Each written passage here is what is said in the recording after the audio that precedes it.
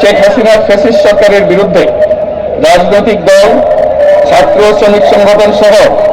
সমাজের সর্বস্তরের জনগণ গত প্রায় 16 বছর যাবৎ নিরন্তর গণতান্ত্রিক সংগ্রাম করে জেল জুলুম, হামলা মামলা,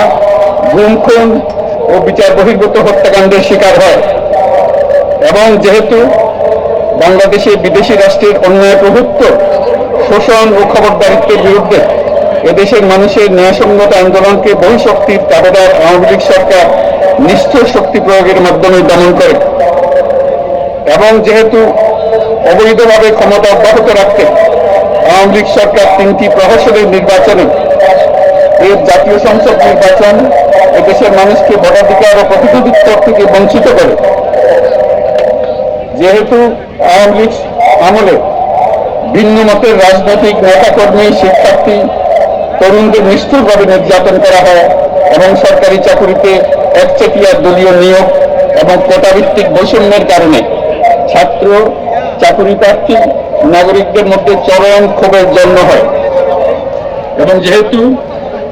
বিরোধী রাজনৈতিক দল সংগঠনের উপর চরম নিপীড়নের ফলে দীর্ঘদিন ধরে জনরোষের সৃষ্টি হয়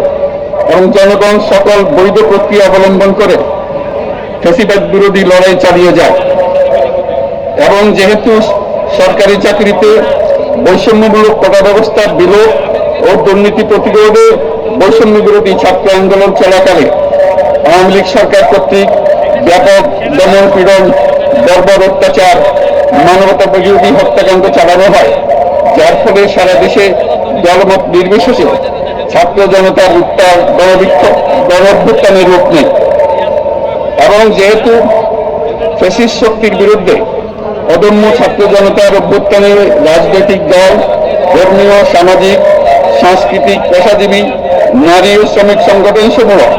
সমাজের সকল স্তরের মানুষ যোগদান করে এবং আওয়ামী ফ্যাসিবাদী বাহিনী রাজপথে নারী, শিশু সহ প্রায় 1000 মানুষকে নির্বিচারে হত্যা করে, অগণিত মানুষ পঙ্গুত্ব, অন্ধত্ব বরণ করে। আন্দোলনের চূড়ান্ত পর্যায়ে সামরিক বাহিনীর সদস্যগণ জনগণের গণতান্ত্রিক লড়াইকে সমর্থন প্রদান করে, এবং যেহেতু অবৈধ শেখ হাসিনা সরকার পতন, ফ্যাসিবাদী ব্যবস্থার বিলোপ এবং নতুন রাজনৈতিক বন্দোবস্তের লক্ষ্যে বৈষম্য বিরোধী ছাত্র আন্দোলনের ডাকে জনগণ অসহযোগ আন্দোলন শুরু করে, পরবর্তী সময়ে 5ই আগস্ট ঢাকা অভিমুখে লং মার্চ পরিচালনা করে এবং ফ্যাসিবাদ বিরোধী আন্দোলনরত সকল রাজনৈতিক দল, ছাত্র জনতা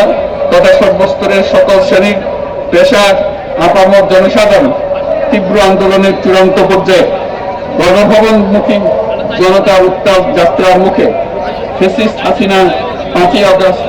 2024 তারিখে পদত্যাগ করে দেশ ছেড়ে পালিয়ে যেতে বাধ্য হয়। এবং যেহেতু